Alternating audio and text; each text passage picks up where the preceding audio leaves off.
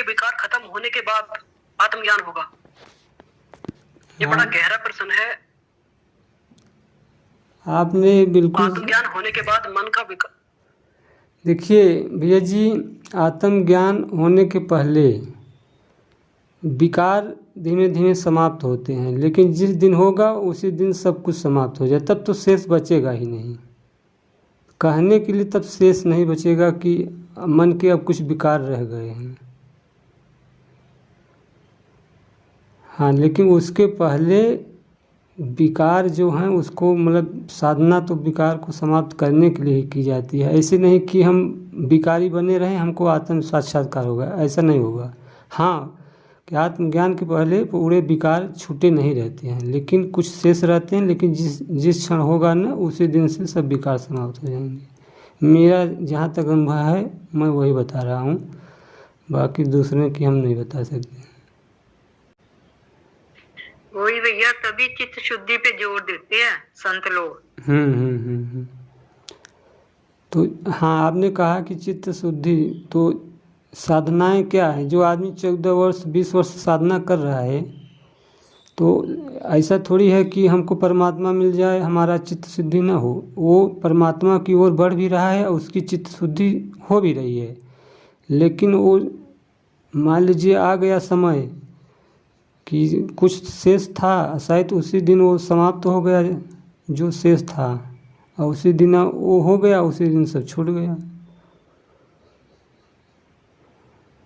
कचड़े फंसे रहते हैं, और जब मतलब कि बहुत तेज़ बारिश होती है तो सबको जितना रहता है सब बहा के एक साथ में ले चला जाता है। या अन्नी पन्नी आसपास उड़ी है, बहुत तेज़ आंधी आई तो सब उड़ा के एक साथ में लेके चली गई। बस ऐसे ही है।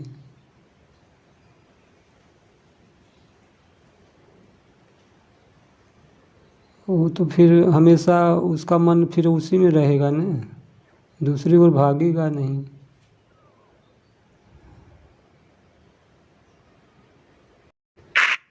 सभी को प्रणाम प्रणाम। हाँ, हमारी करुणा दीदी अब बोलेंगी। चेतना दीदी नहीं आ रही है वीर जी, उनका फोन भी नहीं लग रहा है। चेतना दीदी, उनको जो बुद्धत्व घटा है वो मतलब कि 7 दिन के लिए एकदम मौन हो गई हैं।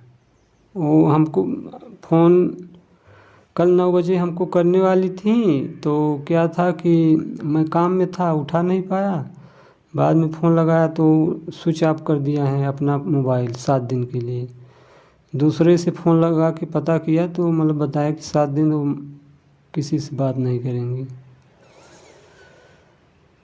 जी, उन्होंने हमारे को भी कॉल किया था तो हम भी उठा नहीं पाए, काम कर रहे थे। उसके बाद हमने मिलाया फिर। हाँ, वही हाल वो मतलब बताना चाहती थी फ़ोन करके कि आप लोग देखिएगा, हम फ़ोन नहीं उठाएंगे, मतलब कि स्विच ऑफ रहेगा। अब क्या है कि अपना लोग का तो उजागर कर दिया हम लोगों ने ना, और वो क्या है कि उसको आप पका रही हैं।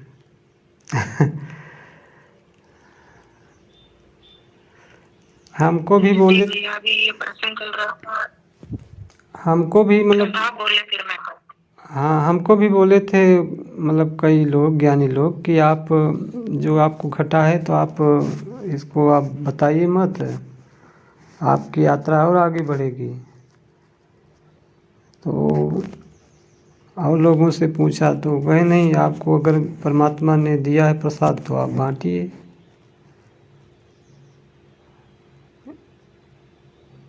तो हमका जैसे आप लोगों की इच्छा है।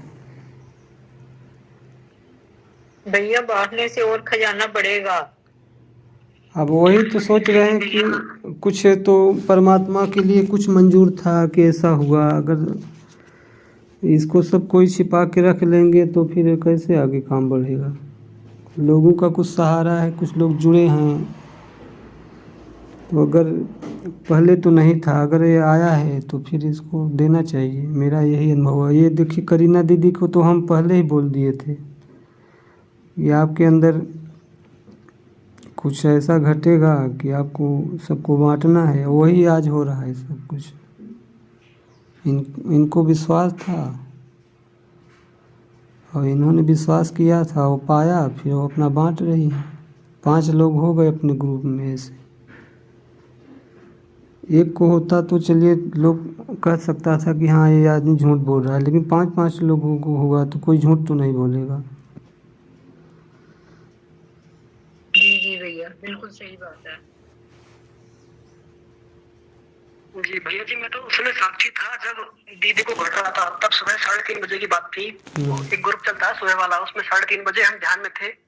तब दीदी अपने अनुभव बता रही थी, उनके साथ क्या क्या घट रहा है। तो बहुत उनका सुनकर भी बहुत आनंद आ रहा था। आप भी थे क्या? जी जी। अच्छा, वो दीदी को घट रहा था तो आप उस समय थे कि बाद में बताई थी? नहीं, मैं उस समय था, उसी ग्रुप में ज्वाइन था तब मैं 3:30 बजे सुबह। अच्छा, वो जो घटा था तो एक दिन पहले घटा था, ठीक। वो तो उसके बिहान से बताई थी। वो जब उनको घटा था तो केवल उसमें 3 लोग थे। एक शालिनी दीदी थी, एक सुब्रानी दीदी थी और मैं भी था। आप भी थे? जी, अच्छा मैं भी था उस समय। अच्छा, मुझे नहीं मालूम है। हाँ, रहे होंगे फिर। और उसी दिन मैं आपको बताऊं कि हम 2 बजे, हम बिना जुड़े हम उसी समय ध्यान में बैठे थे, रात में 2 बजे।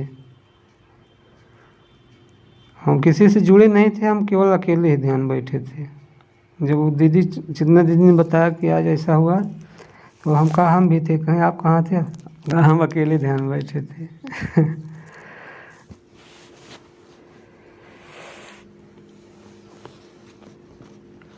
जी भैया, अभी हम थोड़ा बोलेंगे। जो प्रश्न चल रहा था पहले, अभी हाँ हाँ, बोलिए। भैया ने किया था। जब हम साधना स्टार्ट करते हैं प्रेम में परमात्मा को ढूंढने के लिए, तो वहां पे हमारी कहने का भाव है कि चित्त शुद्धि होने लगती है। अहम कैसे गिरता है? अहम ऐसे गिरता है कि हम प्रेम में डूबते जाते हैं और अपनी भक्ति साधना करते हैं, तो हमारा चित्त शुद्ध होने लगता है, हमारा हृदय क्लीन होने लगता है और शुद्ध होने लगता है, जो जन्मों जन्मों से हमारे अंदर भरा हुआ होता है। जो संसारी दुख सुख मोह माया प्रेम पता नहीं कितना कुछ भरा था, इसकी कोई गिनती नहीं है। जब हम अपने आप को बैठ के साधते हैं, तो अपने आप को अंदर से क्लीन करते हैं, तो धीरे धीरे धीरे साधते साधते एकदम साफ हो जाता है। तो उसको कहते हैं जीते जी मरना। जीते जी मरना की लास्ट स्टेज पे ये जाके मन एकदम विलीन हो जाता है, लीन हो जाता है, एकदम शांत ऐसे हो जाता है कि इसके अंदर कोई विषय विकार कुछ नहीं रहता। जब ये बोध घटता है तो ये साधता साधता, वो कहता ना, जो साधता इसको ते दिल से परमात्मा के चरणों में सौंप के कि अपने आप को पूर्णता की तरह सौंप दे, तो साधता साधता खुद ही साध बन जाता है। वो खुद ही परमात्मा बनने लगता है कि उसका हृदय इतना अंदर साफ हो जाता है और इतना क्लीन हो जाता है कि कुछ रह ही नहीं जाता वहां पे। जो विषय विकार है उसका तो नाम निशान ही नहीं रहता जब आत्म बोध घटता है। जो थोड़ा बहुत भी बचा हुआ होता है तो वो भी एकदम से क्लीन हो जाता है। फिर उसकी अहम भाव जो गिरता है, उसके आगे फिर क्या होता है कि जो आत्मा का असली स्वरूप होता है, जो वास्तव में है, उसका प्रेम प्रेम झलकता है, करुणा झलकती है। फिर ये अपने आप ही होने लगता है। उस साधक को भी नहीं पता चलता अभी मैं एकदम से कैसे बदल गया, अभी मेरे अंदर एकदम से कैसे बदलाव हो गया। तो ये चीज आपको दूसरे लोग बताएंगे जो आपके आसपास नजदीक होंगे, या आपके कोई सत्संगी भाई होंगे, बहन भाई होंगे, उनको ये क्लियर दिखेगा और आप इस चीज को समझ नहीं पाएंगे कि मैं एकदम से कैसे बदल गया। तो ये साधना हम जो भी करते हैं, चाहे योग ध्यान करते हैं, चाहे सहज भाव में करते हैं, चाहे कुछ करते हैं, तो ये अपने मन की शुद्धि होती है। शुद्ध होके एकदम से जीते जी मरने वाली स्टेज हो जाती है। यहाँ पे ना कि भौतिक शरीर को कुछ होता है, जो अंदर का होता है ना वो साधु बन जाता है। तो बाहर से तो साधु काफी लोग दिखते हैं, अपना अच्छा वेशभूषा बना के। हमारे गांव में भी कई लोग आते हैं, कई बार वो दारू भी पिए होते हैं, और वो अंदर से उनका है ना वो बाहर नहीं झलकता। और जिनके अंदर से साधुपन बन जाए, विषादता बन जाए, एकदम से क्लीन हो जाए कि उसके अंदर कोई विषय विकार, कोई अहम, कोई खुशी भाव, इन सब चीजों से उठ के एकदम क्लीन होके एक परमात्मा रूपी बनने लगता है अपने आप ही। वो असली साधना होती है, वो असली साध होता है कि हाँ वास्तव में इसको कुछ घटा है, इसने कुछ पाया है, और उसके शब्दों से जो भी कुछ निकलेगा या जो भी उसने कह दिया ना वो एकदम सत्य होने लगेगा। और इस चीज का हमने अच्छे से प्रैक्टिकल किया है, उस चीज पे हमें पूरा विश्वास है कि वास्तव में जब मन सज जाता है, कुछ नहीं रहता, हृदय साफ हो जाता है, तो एक एक शब्द उसका रामबाण की तरह हो जाता है। तो जितनी ही साधना है ये हमारे क्लीनता के लिए है, चाहे कोई किसी रास्ते से आए। मेन भाव यही है कि हमारा जो पिछले अगले जन्मों का जो भरा हुआ है ये खाली हो, बिल्कुल क्लीन हो, कुछ भी ना रहे। जब कुछ नहीं रहा तब हम मैं भाव में बैठते हैं कि हमें कोई विचार नहीं, हम निर्विचार में बैठे हैं। तो वहां पे भी हम शून्य अवस्था में होते, वहां भी हमारा मैं होता है, वो पूर्णता से नहीं घटता मैं, वहां पे मैं होता है। जब वो मैं भाव गिरता है तब आत्मबोध होता है, तब सत्य खुद प्रकट हो जाता है उसके अंदर, फिर अहम नहीं बनता वो। तो जो हमने अपने भाव से बोला, जो हमने पाया, जिस चीज को हमने समझा वो आपके बीच में रखा। तो आप सभी को प्रणाम। धन्यवाद दीदी जी, बहुत बहुत सुंदर आपने अपना जो अनुभव शेयर किया है, और इससे लोग उसकी ओर बढ़ेंगे, उनकी इच्छाएं बढ़ेंगी और उनका हृदय कोमल होगा। अगर मान लीजिए ग्रुप में जुड़े हैं, अगर किसी को न घटता तो लोग सोचते हैं कि घटेगा कि नहीं घटे, लेकिन ऐसा घट रहा है तो लोगों का विश्वास बढ़ रहा है कि हाँ हमको भी हो सकता है। समय आने पे परमात्मा, ये तो अपने मन की इसमें कोई विशेष क्रिया नहीं है। मुझे जिस दिन घटा था तो मैं ध्यान उन कुछ नहीं कर रहा था, मैं तो केवल सत्संग सुन रहा था, कोई मेरी ध्यान की मतलब मुद्रा नहीं थी, मैं सीधा ऐसे लेटा था, बस हो गया। लेकिन कैसे घटा मैं आप लोगों को बताऊंगा। तो उस दिन 23 तारीख को जो घटा था, तो शुरू में कई लोग थे वहाँ पे, नारायण भैया भी थे और करीना दीदी आई थी, फिर चली गई थी क्या लगता है। तो उसमें शुरू में हमको एक दो लोगों का हमको मतलब कि प्रवचन सुनाई दिया था, लेकिन 1 घंटा क्या हुआ था कि हम मतलब ऑटोमेटिक मतलब समाधि में चले गए थे। समाधि के बाद फिर वो मतलब घटना घटी थी, शून्य समाधि। मतलब समाधि, देखिए समाधि में वो में बहुत अंतर है, ज़मीन आसमान का अंदर है। समाधि में लोग कहते हैं कि मैं समाधि में चला गया तो मैं एकदम निर्विचार हो गया, मुझे बहुत शांति थी। ये बढ़िया बात है, शांति थी, मन आपका शांत था, लेकिन वो जो घटना घटती है ना, वो तो ये समाधि के आगे की अवस्था है। उसमें आपकी न आप जागृत में रहेंगे, न आप स्वप्न में रहेंगे, न सुसुप्ति में रहेंगे। ठीक, आप सोए भी नहीं रहेंगे और न जागे रहेंगे, दोनों बात है उसमें। अब उसको यही तो बात है कि पूरा पूरा कैसे शब्दों में बताया जाए। और वहाँ ऐसा नहीं है कि परमात्मा सामने खड़ा रहेगा आप देखेंगे, ऐसा भी नहीं है। वहाँ दो हो जाएगा, बस आपकी एकता हो जाएगी। जैसे आप कहते हैं कि नमक की डली समुद्र में गई तो सागर हो गया, ऐसा आपको फीलिंग होगा। अनंत आपको मतलब चेतनता का बोध होगा, असीम। आपको पूरा लक्षण बता दे रहा हूँ, बस जिसकी जैसी पात्रता होगी आप ग्रहण करेंगे। इसीलिए मैं कहता हूँ कि आप लोग परमात्मा पे विश्वास कीजिए। तो अगर जिसको परमात्मा पे नहीं विश्वास है, तो जिनको नहीं घटा है, तो अगर कल्पना करने लगे कहीं परमात्मा है, ऐसा नहीं है। कहीं एक स्थान पे नहीं है, वो परमात्मा सर्वत्र है।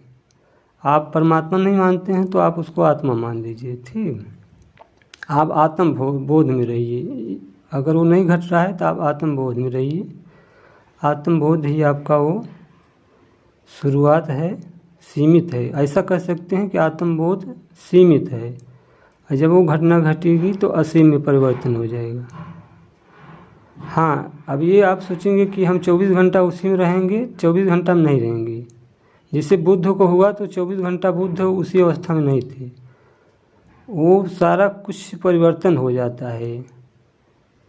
स्थिति आएगी जाएगी, लेकिन उस ढंग की आएगी कि नहीं आएगी ऐसा हम नहीं कर सकते हैं। जिसको घटा तो कोई चीज़ गहरा घटता है तो एक ही बार घटता है। बाकी आपको वहाँ हमेशा आपकी मतलब वृत्ति, आपका ध्यान, आपकी सुरती वहाँ पे लगी रहेगी। वहाँ पे भी कहना थोड़ा गलत हो जा रहा है, मतलब कि दो नहीं कह सकते हैं कि हम कहीं उसका कहीं पे ध्यान अलग से लगा रहे हैं कि वो जहाँ वो घटा था कहीं दूसरी जगह, ऐसा नहीं है।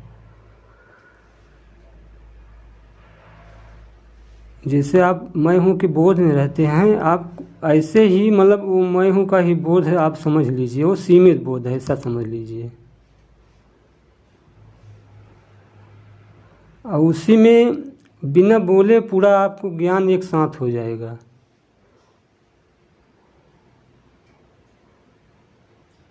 जी भैया। हाँ, बिना जैसे बोले उस कुछ अवस्था ज्ञान हो जाएगा।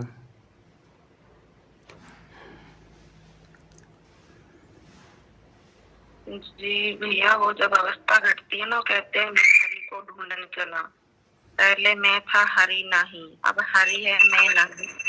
जब वो आत्म साकार होता है, वहाँ ना कोई गुरु रहता है ना जो चेला, क्योंकि हमारा मैं भाव गिर ही जाता है, वहाँ पे हम ही नहीं होते। ऐसे हो जाता है कि बस सब कुछ एक ही है, इसके अलावा कोई है और है ही नहीं। तो वहाँ पे सब कुछ खत्म हो जाता है और इतना आनंदित होता है वो कि बाहर अंदर एक हो जाता है। वो बहुत ही अच्छा अनुभूति होती है, उसको शब्दों में व्याख्या नहीं की जा सकती। फिर भी चलो हम तो अपने थोड़े शब्द यूज कर रहे हैं भी, इन बहन भाइयों को थोड़ा आगे समझ आए और अपनी यात्रा को बढ़ाए, उस परमात्मा की खोज में अपने आप को साफ करते रहे साधना के द्वारा। अपने आप को साधते रहे, साधते साधते एकदम कहते हैं ना, मन साधे साधे वो खुद साधु बन जाए, ऐसी स्थिति अपने आप बनने लगती है। तो जैसे रतीश भी जी बता रहे हैं कि किसी को नहीं हो रहा है तो अपने मैं भाव में ठहरे, वो परमात्मा की कृपा से अपने आप ही घट जाएगा, आपको कुछ करना ही नहीं पड़ेगा। हाँ, ये संतोष दीदी हैं, इनके लिए हम कहना चाहेंगे। ये कह रही थी कि मैं हूँ के बोध में 10 वर्ष से हूँ, तो इसके आगे की यात्रा क्या है। एक दिन जी का तो उसमें इन्होंने पूछा कि मैंने एक वीडियो देखा था कि स्टेशन पे कोई व्यक्ति बैठा है और वह मतलब बता रहा है कि मैं ही ट्रेन हूँ, मैं ही मतलब कि पटरी हूँ, ऐसा उसको बोध हुआ। तो उसको बोध बिल्कुल सही हुआ था, आप उस पर विश्वास कीजिए, ठीक। और आप ऐसा संभव है, लेकिन जिसको नहीं मतलब कि पता है, अगर आप उससे पूछेंगे तो उसके लिए मन की कल्पना होगी। अभी 5 लोगों को घटा है तो वो मन की कल्पना नहीं कर सकते हैं, लेकिन जिनको नहीं घटा है आप किसी से बताएंगे तो वो लोग विश्वास नहीं करेंगे, वो कहेंगे कि हाँ मन की कल्पना है, लेकिन मन की कल्पना नहीं है ये।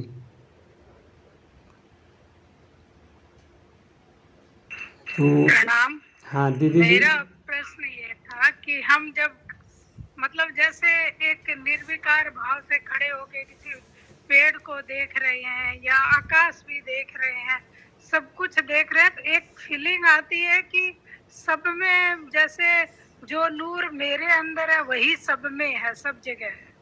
वो एक फीलिंग जो आती है, या भाव कहिए या फीलिंग कहिए या जो कुछ भी उसको है, कि वो चीज एक नजर आता है। वहां तक तो समझ में आता है, लेकिन जहां उन्होंने कहा कि जैसे मैं प्लेटफॉर्म पर बैठा हूँ तो लगता है कि मैं ही वो प्लेटफॉर्म हो गया और जो गाड़ियां निकल रही है वो मेरे ऊपर से ही निकल रही है, मैं पूरा समा गया।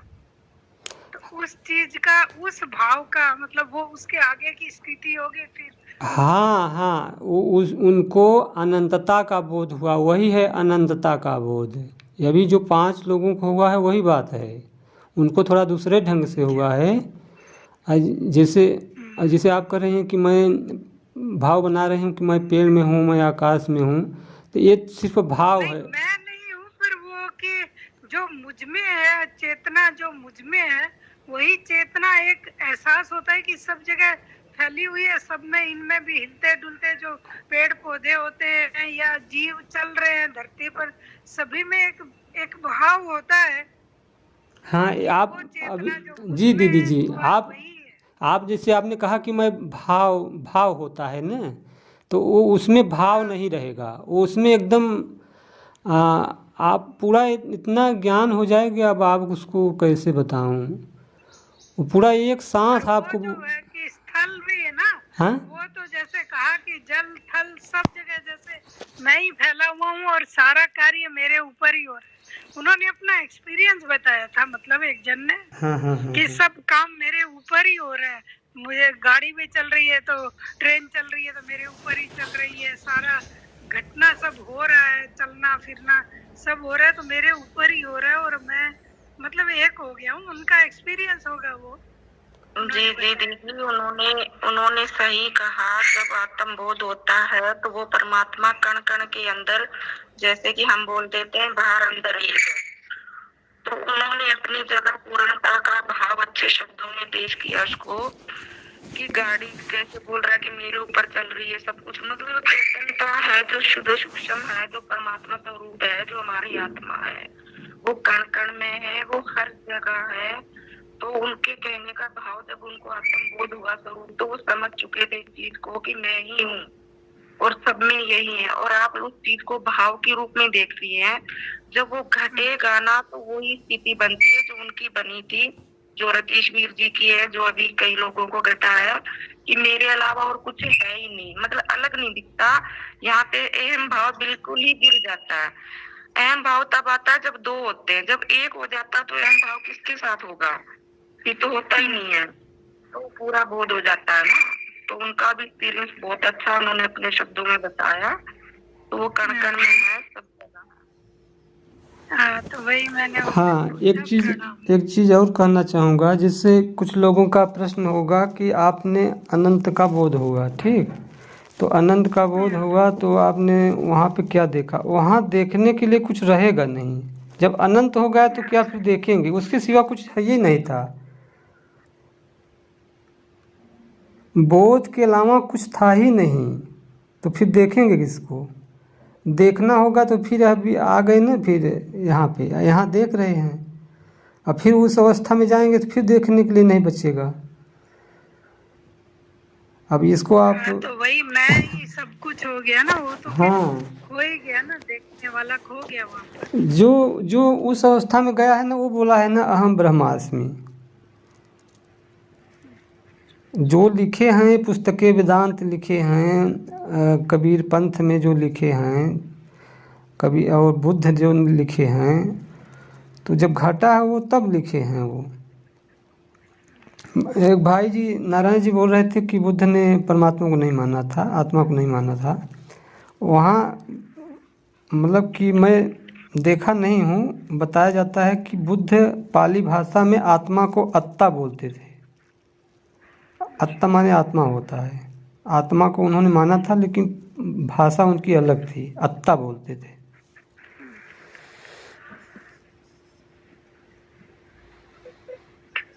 हाँ जी भैया जी, जैसे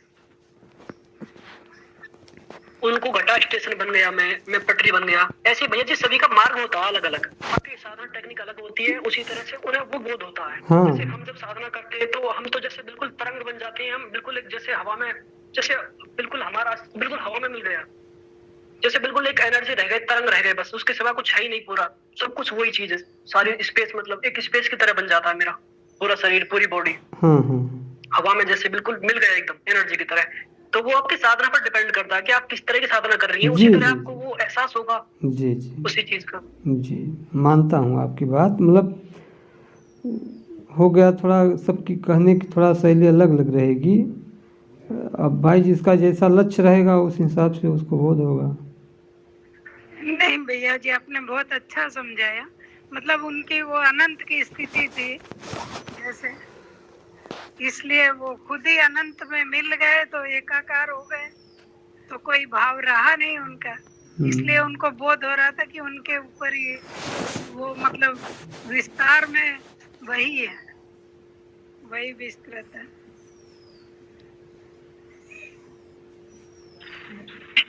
प्रणाम भैया जी। हाँ, भैया जी को भी घर तो वही चुका है, वो डिफरेंट तरीका से वो पकता ही जाएगा, आस्ते आस्ते आस्ते आस्ते, और दिन और दिन और दिन और होता है। ठीक वही हो चुका है भाई।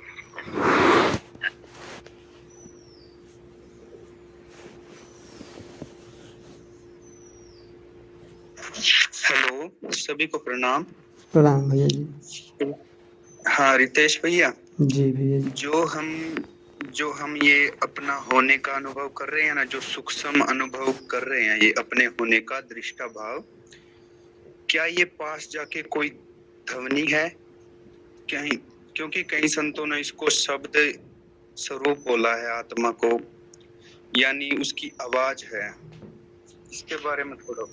नहीं भैया जी, जो जब अंत में जो स्थिति जो बोध अभी बताया जा रहा है उसमें कुछ नहीं है, न प्रकाश है, न कोई शब्द है, न रस है, न कोई रूप है, कुछ नहीं है।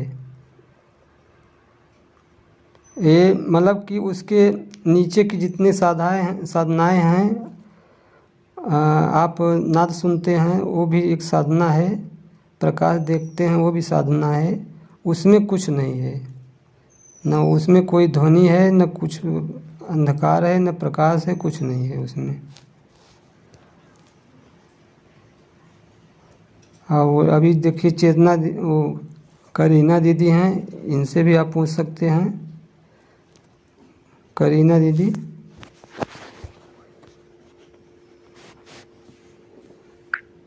हाँ जी, प्रणाम भैया। बोलिए, आप अपना भी अनुभव दीजिए। जो नाग की बात हो रही है भैया, तो कल ना हमने ध्यान करवाया था। वो डॉक्टर दीदी नहीं है, उनके हस्बैंड को, वो दोनों है हस्बैंड वाइफ डॉक्टर है। तो उनको ना हम थोड़ा नाद के बारे में समझा रहे थे कि ऐसे इसको आप सुनो मत, इसको पकड़ के आप इसके साथ बह जाओ और आपको वहीं ले जाएगा और जहाँ से ये निकल रहा है। तो हमने उसको बहुत खूब समझाया, उसको पकड़ में नहीं आ रहा था, समझ नहीं आ रहा था कि दीदी कैसे कह रही है उसको बहने के लिए और कैसे मैं इसके साथ बह जाऊं और अपने मैं भाव में उतरूं। ये करते करते मैंने 1 घंटा पहले बात हुई थी, तो दूसरे घंटे में उनका दोनों का कॉल आ गया, कहता है दीदी आप हमारे को ध्यान करवाओ। तो जैसे मैंने ध्यान करवाया उनको, तो जो अंदर का गुरु था, जो जिसको कहते हैं नाद, जो सूक्ष्म से सूक्ष्म जिसके साथ बहना होता है, तो वो ध्यान करते करते उसके ऐसी पकड़ में आई, तो वो तो ध्यान से निकले ही ना। उसके गुरु के पीछे पीछे मतलब इतनी पड़ते पार कर चुके थे ध्यान के अंदर की, मतलब इतना गहरा जा चुके थे। उसको फिर बाहर ध्यान से निकलवा के फिर उनसे पूछा, मतलब एकदम सांस जीरो बैलेंस पे चली गई उनकी, बिल्कुल एकदम जैसे बॉडी बन गया, शरीर जड़ हो गया। तो उनको ध्यान से बाहर निकाला और उनसे फिर पूछा भी हाँ आप कौन सी अवस्था में कहाँ थे। तो फिर वो एकदम से कहने लगे, दीदी आज मैं कितने सालों से तपस्या कर रहा हूँ, पर इस चीज को सुन रहा था भी वास्तव में ध्वनि नाद क्या है, भी वहां पे परमात्मा की गूंजती है, ये मेरे को समझ नहीं आ रही थी। पर जैसे ही आपने ध्यान करवाया, आज मैं असल में इस चीज को समझ पाया अपने अंदर से कि वास्तव में जो हमारा अंदर गुरु होता है ये हमें वहां तक लेके जाता है। तो इस पे कल भी बहुत चर्चा चली थी कि जैसे इसको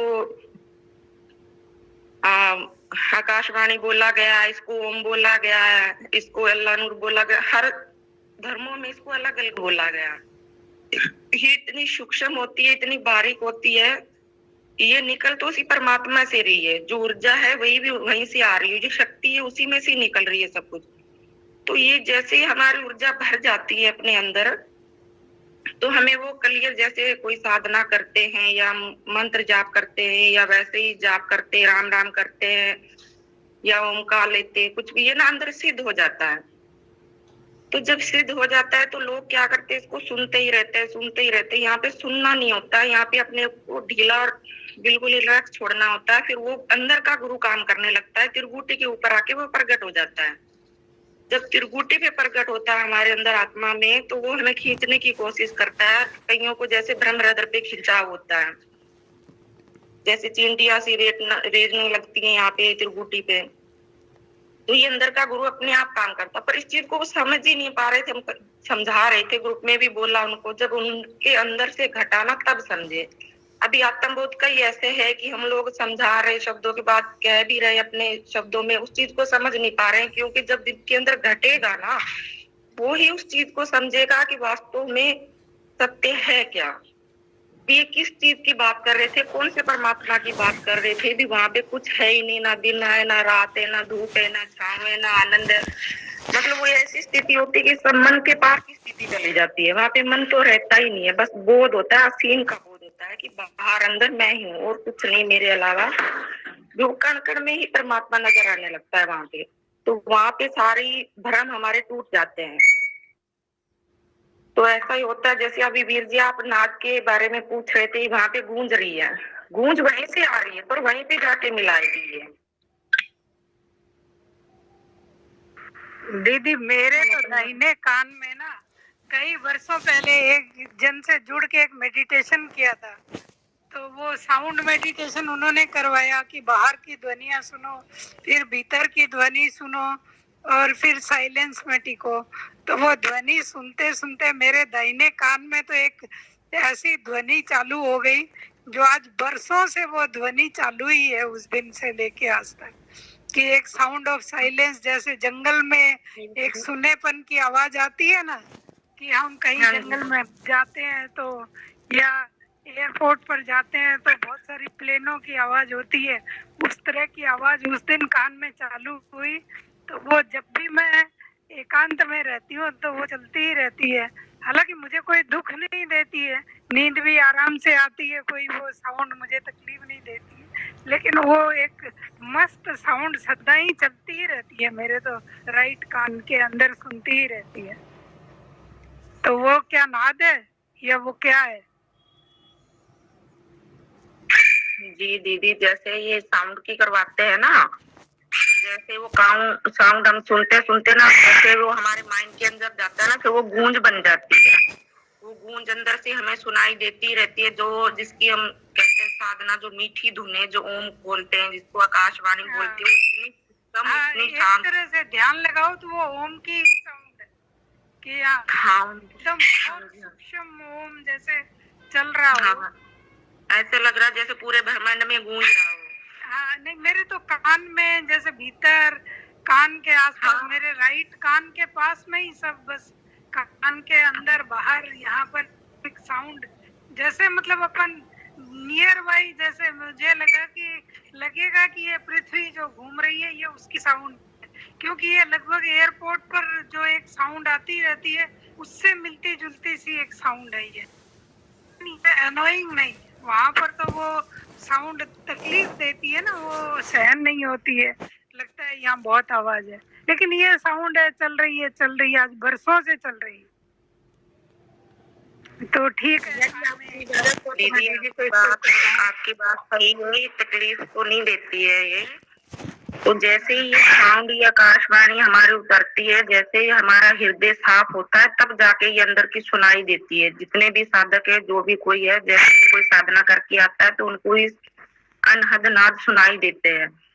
पर जो गहरी अवस्था की बात कर रहे हैं हम, वो मतलब इतनी सूक्ष्म होती है कि इतना एकांत चाहिए हमें उसको सुनने के लिए, उसके अंदर बैठने के लिए, कि वो अपने आप ही ऑटोमेटिक, ना कि वो बाहर कहीं से आती, वो हमारे अंदर ही है और बाहर भी है, पर वो इतनी सूक्ष्म सुनाई देती है, इतनी मीठी मीठी होती है कि हम उसके साथ बहना होता है, ना कि उसको सुनना। तो कई लोग क्या करते हैं, उसके ऊपर सारी अपनी चेतना लगा देते हैं, सुनते रहते वो सुनते सुनते इतनी हो जाती है कि वो चलते फिरते उठते बैठते नहाते कहीं भी हो तो उनको साउंड तेज हो जाता है, सुनने लगता है।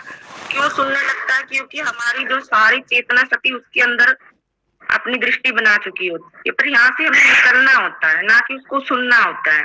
कहते ना जहाँ पर मरे जपा मरे अनहद भी मर जाए, तो हमें आगे यात्रा बढ़ानी होती है। तो यहाँ पे हमें क्या करना होता है? यहाँ पे हमने अपने आप को बिल्कुल रिलैक्स और शांत करना होता है। त्रिकुटी के आगे हमारी कोई साधना नहीं रह जाती, वहाँ पे अपने आप ही साधना आगे स्टार्ट होती है। तो अंदर का गुरु जो मिलता है वो करवाता है। तो यहाँ पे हम सिलेंडर नहीं करते, यहाँ पे हम अपने आप को जब सिलेंडर कर देंगे तो अपने आप ही आगे का रास्ता दिखाएंगे। हमारा कहने का भाव ये है। नहीं, मैं दीदी ध्यान तो नहीं देती हूँ इस पर कभी भी, बस ये चल रही है। एक साउंड है जो हर समय, जैसे चाहे वो हवा की साउंड कह दो कि हवा से चल रही है, हवा चल रही है तो उसकी है।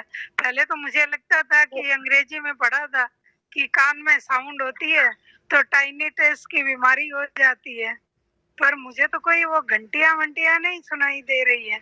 बस एक दीदी साउंड हवा बह रही है जैसे।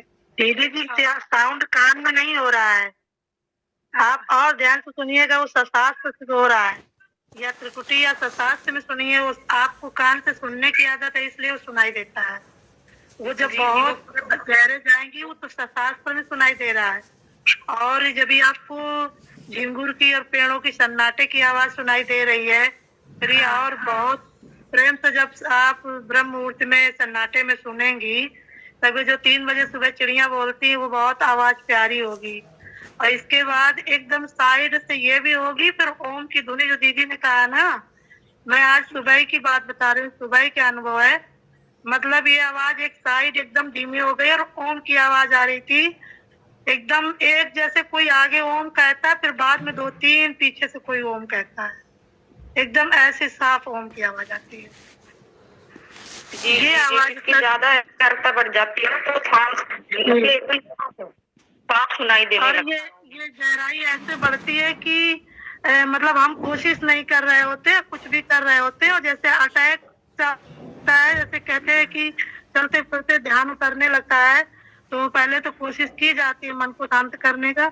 जब मन त्रिकुटी में रुकने लगता है तब ये ध्यान की जो अवस्था या आनंद कहें वो एक उतरता है। उतरते उतरते वो आवाजें भी भीतर अपने चेंज होती हैं। उनको प्रेम पूर्वक सुनिए, ना कि फोकस करके।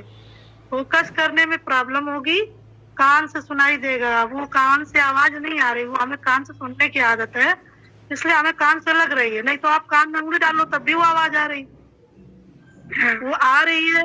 आप उसको त्रिकुटी में सुनिए, आप उसको जब त्रिकुटी में सुनेंगी तो ज्यादा लाभ होगा। यदि आप सुन रहे हैं, जब आप साधना में बैठेंगे तब आप उसको कोशिश करिए कि हम उसको त्रिकुटी या शास्त्र की ओर से महसूस करें। उसके सही स्थान वही है, पर हमको अचानक से ऐसे सुनने की आदत है ना, इसलिए ऐसा है।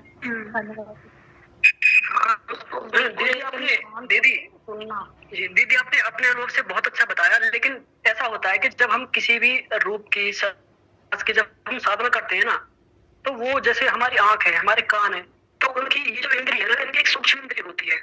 जब हम किसी भी ऐसी चीज की साधना करते हैं तो उसका जो सूक्ष्म इंद्रिय है ना वो एक्टिवेट हो जाती है।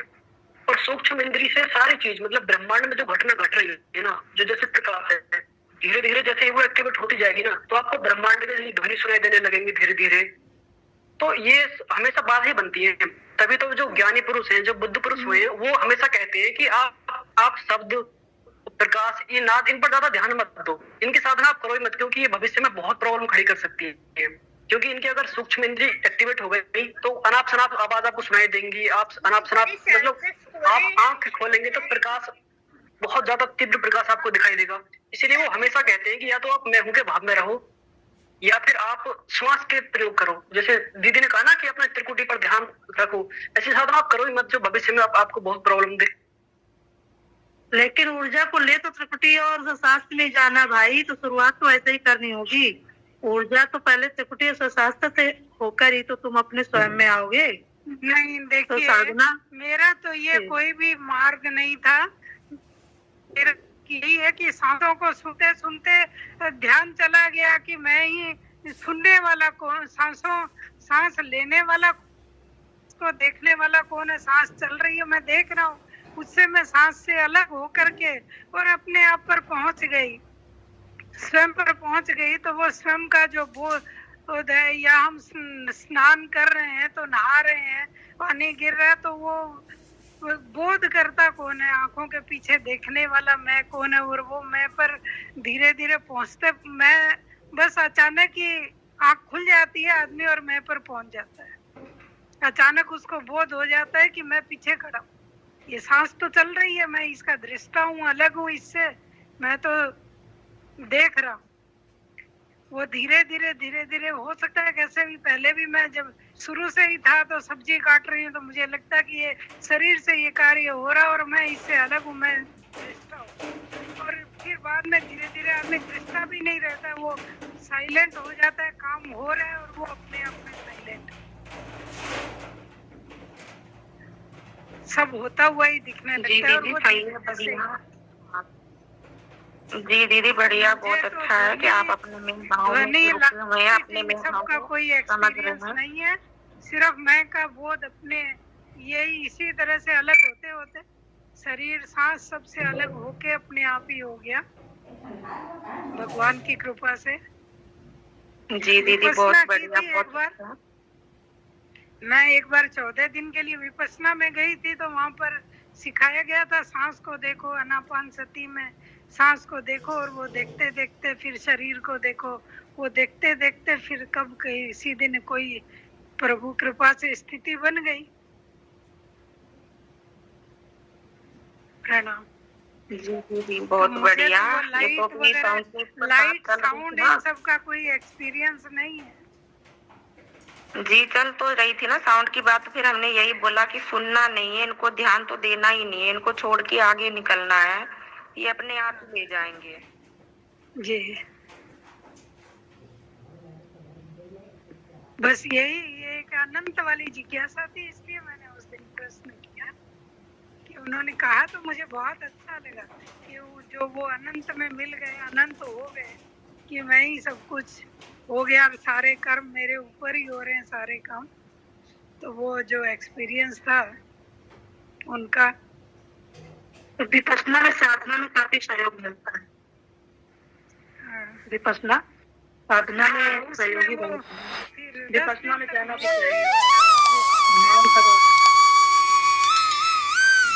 मौन होता है और सांस को ही देखते हैं ना, तो बस